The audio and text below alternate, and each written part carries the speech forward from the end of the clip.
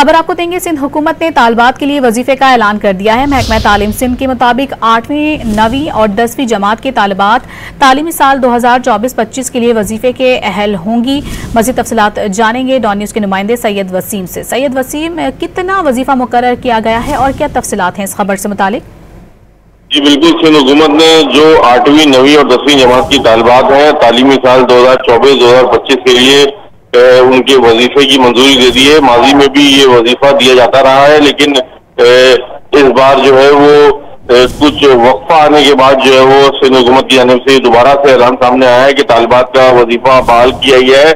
महकमा तालीम सिंध ने बाकायदा एक जो सेक्रेटरी तालीम सिंध है उनकी जानिब से नोटिफिकेशन जारी किया गया है, जिसमें 8वीं, 9वीं और 10वीं जमात की तालिबात के लिए माह अगस्त, सितंबर, अक्टूबर, नवंबर, दिसंबर में जिन तालिबात की हाजिरी 60% या उससे जाहिर होगी वो इसके क्राइटेरिया में मतलब आ सकेंगी और उनको ये वजीफा मिल सकेगा। जी बहुत शुक्रिया वसीम।